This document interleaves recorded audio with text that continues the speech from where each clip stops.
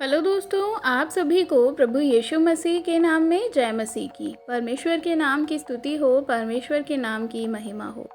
एक बार फिर से मैं आप सभी का स्वागत करती हूँ मेरे एक और नए वीडियो में। दोस्तों, ये वीडियो जो है आज हर एक मसीही भाई बहन के लिए बहुत ही ज़्यादा इम्पॉर्टेंट होने वाला है, जो आज भी जो है गलत रीति से प्रार्थना कर रहे हो सकता है कि आप भी जो प्रार्थना करते होंगे वे गलत रीति से करते होंगे, जिसकी वजह से आपकी प्रार्थनाओं का उत्तर आपको ना मिलता होगा। दोस्तों, मसीही जीवन में कुछ चीज़ें ऐसी अहम हैं कि उनके बिना हम कभी भी मसीही लाइफ जो है वह इमेजिन भी नहीं कर सकते। और एक ऐसी ही इम्पॉर्टेंट चीज़ है प्रार्थना, यानी कि प्रेयर, जिससे आज कोई भी मसीही नकार नहीं सकता। प्रार्थना परमेश्वर के साथ हमारे रिश्ते को मजबूत करने और परमेश्वर से बात करने का एक तरीका है। उस परमेश्वर से जिसने पूरी दुनिया को बनाया, हम उस परमेश्वर से प्रार्थना में बात कर सकते हैं। लेकिन दोस्तों, क्या आप जानते हैं कि यदि आप सही रीति से प्रार्थना करेंगे तभी परमेश्वर तक आपकी प्रार्थनाएं पहुंचेंगी। यदि आप गलत रीति से गलत तरीके से प्रार्थनाएं करेंगे तो वह प्रार्थना कभी भी आपको परमेश्वर के पास पहुंचाने में मदद नहीं कर सकती। यही सब कुछ आज जो है हम इस वीडियो में सीखने वाले हैं और जानने वाले हैं। यदि आप भी ऐसी प्रार्थना अभी तक करते आए हैं तो आपको आपके प्रेयर करने का तरीका आज से बदलना चाहिए और ऐसी प्रार्थना कभी ना करें। तो दोस्तों, पहली बात जो हम सीखेंगे कि प्रार्थना करने के लिए हमें सबसे पहली चीज़ क्या करनी चाहिए, तो वो है कि कभी भी आप एक घमंडी दिल से प्रार्थना ना करें। हम मनुष्यों के अंदर परमेश्वर तक पहुंचने के लिए यदि सबसे बड़ी कोई रुकावट आती है तो वो है घमंड। और यही घमंड परमेश्वर के सामने रहने वाले लूसीफर के भीतर भी आया और इसी वजह से उसे गिरा दिया गया पृथ्वी पर। जब कोई अपने आप को यानी अपनी काबिलियत पर घमंड करता है तो इसके द्वारा वह दिखाता है कि उसका भरोसा अपने आप पर है, परमेश्वर पर नहीं है। अपने आप पर उसको ज़्यादा भरोसा है। घमंड अपने आप की तारीफ करवाता है, ना कि परमेश्वर की। एक घमंडी दिल जो होता है वह परमेश्वर से ज़्यादा अपनी महिमा करता है। और देखिए, नीति वचन में लिखा है, यहोवा का भय मानना, बुराई से बैर रखना। घमंड और अहंकार, बुरी चाल से मैं बैर रखती हूँ। सो यहाँ पर बताया गया है कि परमेश्वर का भय मानना यानी कि बुराई से परे रहना, और घमंड और अहंकार यानी कि जो आप घमंड करते हैं या आपके जीवन में अगर मैं का शब्द आता है तो परमेश्वर के लोगों के लिए ये ज़रूरी है कि ये उनके जीवन में ना हो। और प्रेरित याकूब ने भी इस विषय पर लिखा है और यह बड़ी जो है बात है। बाइबल में इस प्रकार से लिखा है कि परमेश्वर अभिमानियों का विरोध करता है पर नम्र लोगों पर अनुग्रह करता है।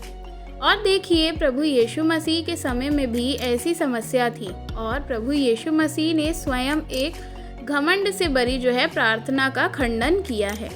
जब आप देखते हैं बाइबल में तो लूका 18 अध्याय में इस प्रकार से लिखा है कि प्रभु ने वहाँ पर बताया कि दो मनुष्य मंदिर में प्रार्थना करने के लिए गए।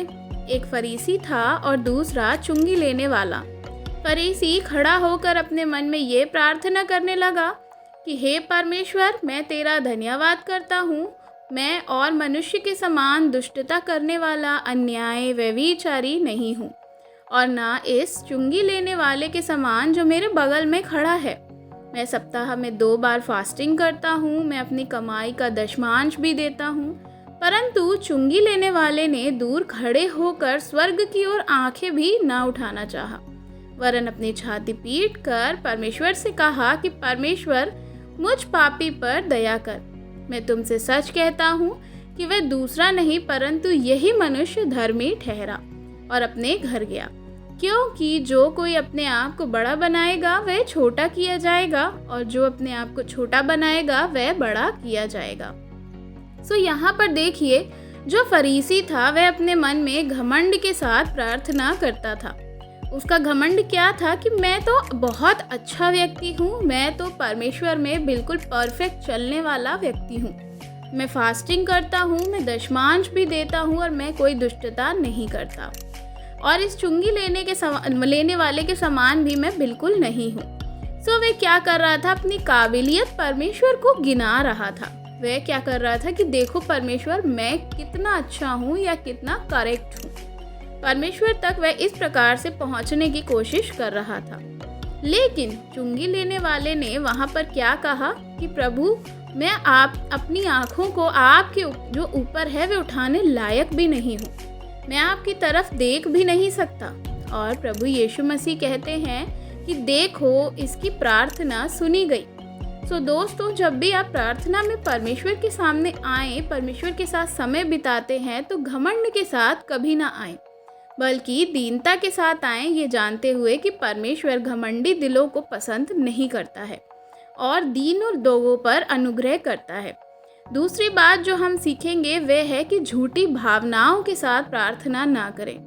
कई बार हम क्या करते हैं, हम देखते हैं कि दूसरे चिल्ला चिल्ला कर प्रार्थना कर रहे हैं, ज़ोर ज़ोर से ताली बजाकर प्रार्थना कर रहे हैं, तो हम भी उन्हें देख करके वैसे ही करने लग जाते हैं जैसे वे कर रहे होते हैं। तो वैसे ही देखा देखी में क्या करते हैं, बहुत सारे लोग वैसा ही करते हैं, लेकिन फिर दूसरे को देख करके ऐसे फॉलो करते हैं। स्टेज में जाने के बाद जब वे उनको बुलाया जाता है तो वे रोने लगते हैं, ये दिखाने लगते हैं कि वे कितने ज़्यादा जो हैं आत्मिक हैं। देखिए, प्रभु यीशु मसीह ने सिखाया प्रार्थना के बारे में। हम जब पढ़ते हैं मत्ती 6 अध्याय में और उसकी 5 आयत में जब हम देखते हैं तो वहाँ पर लिखा हुआ है इस प्रकार से कि जब तो प्रार्थना करे तो कपट के समान ना हो, क्योंकि लोगों को दिखाने के लिए आराधनालयों में और सड़कों के चौराहे पर खड़े होकर प्रार्थना करना उनको अच्छा लगता है। मैं तुमसे सच सच कहता हूँ, वे अपना प्रतिफल पा चुके हैं। परंतु जब तू प्रार्थना करे तो अपनी कोठरी में जा, अपना द्वार बंद कर, अपने पिता से जो गुप्त में है प्रार्थना कर, और तेरा पिता जो गुप्त में देखता है तुझे प्रतिफल देगा। प्रभु यीशु मसीह के समय में जो है बहुत से ऐसे लोग फरीसी थे जो क्या करते थे, दिखावटी प्रार्थना करना पसंद करते थे। उनका प्रार्थना करने का जो तरीका था वो दिखावे का था। वो सच्चे मन से प्रार्थना नहीं करना चाहते थे, लेकिन ताकि दूसरे उनकी तरफ क्या हो, आकर्षित हो सके, इसलिए वह इस प्रकार से ये प्रार्थना को करते थे। तो हमें दूसरी चीज़ क्या नहीं करनी, हमें झूठी भावनाओं के साथ प्रार्थना नहीं करनी है।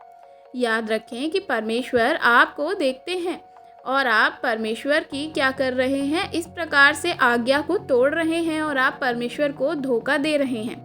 तो क्या मनुष्य परमेश्वर को धोखा दे सकता है? बिल्कुल भी नहीं, क्योंकि परमेश्वर अंदर की बातों को जानने वाला परमेश्वर है। और यदि आप भी ऐसा करते आए हैं कि दूसरों को दिखाने के लिए आप ये सारी चीज़ें कर रहे हैं, झूठी चीज़ें दिखा रहे हैं, दूसरों के सामने आप ये सारी चीज़ें कर रहे हैं, तो आज ही बंद कर दें, क्योंकि ये चीज़ें परमेश्वर के सामने ग्रहण योग्य नहीं हैं। तीसरी बात जो मैं आपको बताना चाहूँगी कि हमें जो है संदेह के साथ प्रार्थना नहीं करनी है। जब भी आप प्रार्थना करें तो मन में विश्वास करें कि प्रभु ने आपकी प्रार्थना को सुन लिया। संदेह ना करें कि क्या होगा, होगा कि नहीं होगा, कितने दिन में होगा, शायद होगा, पता नहीं होगा कि नहीं। तो आपको क्या करना है, ये सारी चीज़ें अपने मन में नहीं लानी है। लोगों के साथ क्या होता है कि प्रार्थना करने के बाद वे ज़रा सा भी वेट नहीं करते और तुरंत अपने खुद के क्या करते हैं कि चीज़ों को वे सोचने लग जाते हैं। खुद के पास अपनी पावर, पैसा और लोगों के पास वे जाने लगते हैं कि ये चीज़ें जो हैं परमेश्वर तो पूरी हमारी नहीं कर रहे हैं। उनका इस्तेमाल करके वे अपनी सभी ज़रूरतों को पूरा करने की कोशिश करते हैं। बहुत से लोग प्रार्थना करते हैं, प्रार्थना करने के बाद आमीन कहते हैं और आमीन कहते ही खुद के अपने सॉल्यूशन जो है वे ढूंढने लगते हैं। याद रखें, परमेश्वर हमेशा प्रार्थना का जवाब देते हैं। कुछ का जवाब हो सकता है कि आपको थोड़ा टाइम दे करके मिले, लेकिन मिलेगा ज़रूर। और कुछ का जवाब एक समय के लिए, एक समय निर्धारित किया जाता है जब आपको मिलेगा। और वचन इस प्रकार से कहता है हमें, यहोवा के सामने चुपचाप रहें और धीरज से उसकी प्रतीक्षा करें। उस मनुष्य के कारण ना कुड़कुड़ाएं जिसके काम सफल होते हैं, वह बुरी युक्तियों को निकालता है। परमेश्वर के सामने चुप होना और धीरज से उसकी प्रतीक्षा करना, ये बहुत ही ज़रूरी है। और देखिए, प्रभु यीशु मसीह ने ये भी सिखाया था कि परमेश्वर भली वस्तुएं देने वाले परमेश्वर हैं और इस प्रकार लिखा है, अतः जब तुम बुरे होकर अपने बच्चों को अच्छी वस्तुएं देना चाहते हो तो तुम्हारा स्वर्गीय पिता अपने मांगने वालों को पवित्र आत्मा क्यों ना देगा। दोस्तों, ये एक परमेश्वर का वादा है, क्योंकि हर एक अच्छी और भली वस्तु परमेश्वर की ओर से ही है। सो परमेश्वर से मांगने वालों के लिए भली वस्तु देना परमेश्वर का ये वादा है। जब आप प्रार्थना करते हैं तो आपके लिए परमेश्वर की योजना भली वस्तुएं देने की है। कई बार वह भली वस्तुएं आपको तुरंत नहीं मिलती, हो सकता है थोड़ा समय लगता हो, लेकिन प्रार्थना के बाद कभी भी डाउट ना करें, कभी भी अपने मन में अविश्वास ना लाएं या संदेह ना लाएं कि परमेश्वर जो है हमें उत्तर देगा कि नहीं देगा। चौथी चीज़ जो मैं आपको बताने वाली हूँ वह है कि अपनी खुद की इच्छा को पूरी होने के लिए प्रार्थना ना करें। देखिए, हम सभी के जीवन में इच्छाएं हैं, ज़रूरतें हैं, चीज़ें हैं, ख्वाहिशें हैं। इन सभी चीज़ों के लिए प्रार्थना करना ये कोई गलत बात नहीं है, लेकिन जब आप प्रार्थना करें तो अपनी ज़रूरतों के लिए भी ज़रूर प्रार्थना करें, अपनी इच्छाओं की पूर्ति के लिए भी प्रार्थना करें, लेकिन उन सब चीज़ों से बढ़कर परमेश्वर की इच्छा को अपने जीवन में पूरी होने के लिए प्रार्थना करें। अपने आप को पूर्ण रूप से परमेश्वर के अधीन कर दें, तब आप महसूस कर पाएंगे कि आपका जीवन कितना आत्मिक रूप से बेहतर हो गया है। प्रभु यीशु मसीह ने गतसमनी बाग में जब प्रार्थना करी थी, प्रभु यीशु मसीह की मृत्यु का समय जब निकट था, आप जानते होंगे उस समय उन्हें पता है एक बड़ी भयानक और दर्दनाक मौत जो है आगे मिलने वाली थी। वे ये चीज़ों को जानते थे और वे अपने चेलों से कहते थे कि मेरा मन बहुत उदास है, यहाँ तक कि मेरा प्राण निकला जाता है। देखिए, आप यहाँ पर क्या है, पर यीशु मसीह का मन उदास है और उनका जो जान है बिल्कुल निकलने को तैयार है। और फिर उन्होंने प्रार्थना की और प्रार्थना में क्या कहा कि मेरे पिता, यदि हो सके तो ये कटोरा मुझसे टल जाए, फिर भी जैसे मैं चाहता हूँ वैसे नहीं, परंतु तेरी इच्छा पूरी हो, जैसे आप चाहते हैं वैसे ही पूरी हो। प्रभु यीशु मसीह की प्रार्थना में प्रभु यीशु मसीह ने हमें सिखाया कि कैसे प्रार्थना करनी चाहिए। वे हमें सिखाते हैं कि जैसे तेरी मर्जी स्वर्ग में पूरी होती है, वैसे ही इस पृथ्वी पर भी पूरी हो। अपनी मर्जी पूरी होने के लिए आप प्रार्थना बिल्कुल आप अपनी इच्छाओं को बता सकते हैं, लेकिन आप परमेश्वर से कहें कि परमेश्वर आपकी मर्जी पूरी हो।